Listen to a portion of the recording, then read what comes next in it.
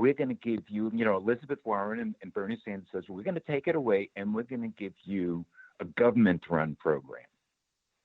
Well, that's simply not going to go over well with a lot of Americans who don't want a government program. They want to keep their private health insurance. It's worked for them, and they want to keep it.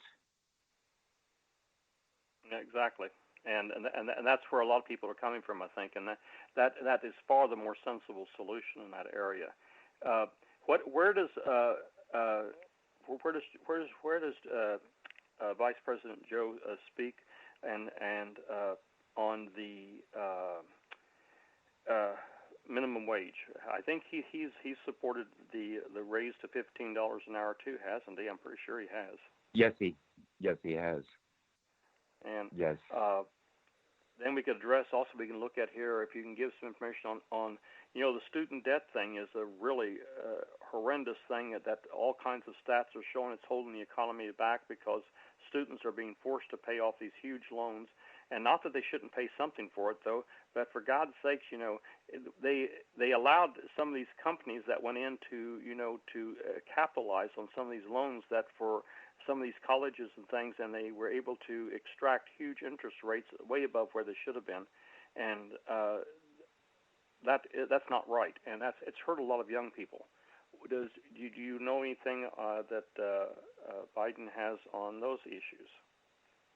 I'm going to have to beg off on that. I don't know a specific stand on student loan issues, so I'm going to have to ask people to go to his national website and look into that. I'm not really familiar with that particular issue, except for the fact that I am paying my daughter's student loan on a monthly basis because she's struggling right now. The issue has broad impact across the country, not just on a social or personal level, but also an economic one that you mentioned. People can't afford to get their own homes because of this. Exactly. And it is struggling. And because the wages wages for so many of the people in the country have not kept up with what it is. It's been a continual situation here that we're facing of the quote Trump tax cut unquote. It was just another scheme to rob from the poor to give to the rich. And they have all kinds of economic data and stats to back this up. And when the people say the economy is great, yeah, it's great if you're rich. Not so great if you're barely struggling. And I guess a great economy might be just having a job. And no matter what it pays or not, no matter how much they're being exploited. I work with a lot of I'm on multiple boards, and I work with a lot of people in a lot of different economic levels, a lot of them in the lower economic levels, and I know how they struggle, and I know how difficult this is for them. I could go on for hours here speaking on this, but I must stay on Joe here, Biden. But I think he's got a lot of good solutions here for us, and it's a matter of getting people, I guess, educated about this and not being afraid to vote for him for the age reason or something like this or whatever. What do you? I guess one of the biggest strengths that I could say I see with him is his electability, and that is a huge strength that he's got in these, like you mentioned, these states that he would need to carry, the Democratic Party would need to carry if he was to be elected, and for president. What do you see as some of the strengths in that area that you think too for him that you can bring up here? Some other areas that you might think that people may not be aware of. He had 8 years under Obama, serving an incredible job and doing a lot of tasks and everything, and again maintaining the dignity of the office of president. Oh my God. When it seems like ages ago when we had a dignified president, and so can you give me any hints in that area that your thoughts or anything that you want to throw in there? I think people really are really maybe I'm being naive, but I think they really understand his electability issue. Maybe people are. I picked this up a little bit that on a debate stage he might not be able to handle Trump. I don't believe that to be true, and I don't believe the debate stage is going to decide a national election anyway. But let's get back to electability. Let's just talk about foreign policy for a minute. Joe Biden will have us re-enter the Paris Climate Accords. Joe Biden will have us re-enter a firm commitment to the security and welfare of Europe in the form of our commitment to NATO. Joe Biden he's traveled all over the world and knows many of the countries and the world leaders, will automatically get the respect back from the rest of the world. It won't be the French Prime Minister Macron and Boris Johnson, the Prime Minister of Great Britain, standing around at a cocktail hour, being sarcastic and making fun of the president, which was recorded in the news a couple of months ago. I know, and that video went viral, I think. So that's good. I have to say this to get back to how Democrats should vote with their heads instead of their hearts. Without going into the weeds about the process of the nominating convention and the delegate allocation, I won't go into those weeds, but here's the story.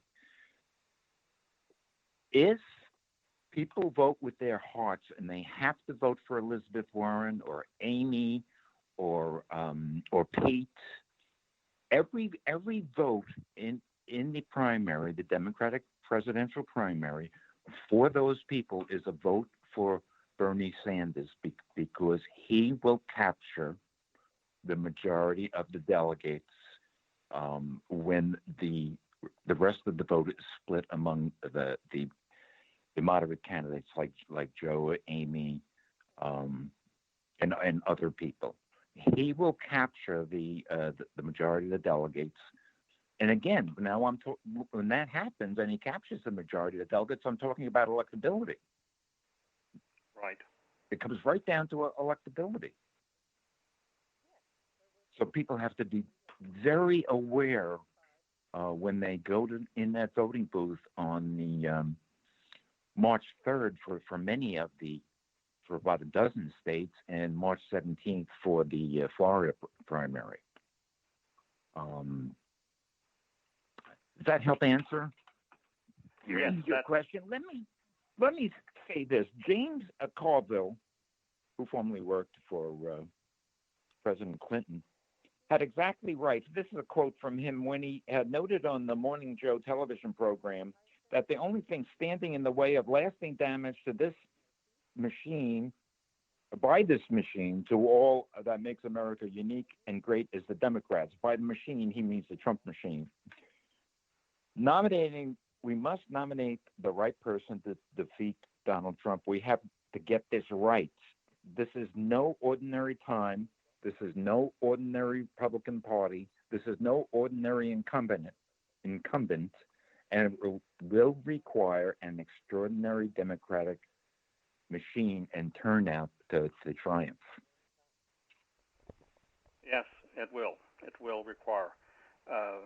I just hope that the ticket can be put together to the point where it will get the votes of all sections of the Democratic Party, and all those who are willing to open their eyes and realize that the most critical issue in front of us is to get this country back on the right path again, and repair the damage that's been done in these past few years to our national reputation and to all the other people and all the other organizations, the climate, our national international respectability, all the national organizations that have suffered, and all the catastrophic regulations that have been put upon us. I mean, regulations that have been removed that prevents a catastrophe in this country. you could go on for hours speaking about these things and where we stand. Okay, we're ready. We're getting close to running out of time here. So in the final couple of minutes here, I want you to summarize some key points, if you could, about Vice President Biden, and telling our listeners some of the key points you want them to take away. His electability, I know, should be the very top of the list up there. Sure. Thanks for letting me talk with you today and to talk to aggressive Democrats. You know that Joe is a man of integrity. And as I said earlier, he's somebody who's never enriched himself in office. He's been in public service all his life. In both the domestic issues that concern us, and believe me, I am right there with you on the progressive issues, both the domestic issues and the foreign policy issues, he's someone that with his team can get us back on track to stop this threat against our government, this erosion of not only morality, but erosion of our laws, of the supremacy of law over the Donald Trump cult, and it's become a cult. It has. It has. And as I said earlier, I'm not only do I feel really good about the turnout and the excitement in the Democrats, I'm starting to see erosion in Republicans and independents for putting up with this nonsense any longer. Regardless of erosion or enthusiasm among Democrats, I think this is going to be a very close election. I do too. I ask my fellow progressive Democrats, please think very carefully when you're voting in the March 3rd and March 17th Democratic primary. And thank you very much for letting me talk with you. Okay, thank you. And I appreciate your time here, Mr. McAndrews, and a great talk about Joe Biden. And let's hope people can listen to this and get some more education. Okay, thank you for listening, and we hope you have enjoyed today's discussion. This has been CP&RF on Society Bites Radio, and I've been your host, Steve Ryan.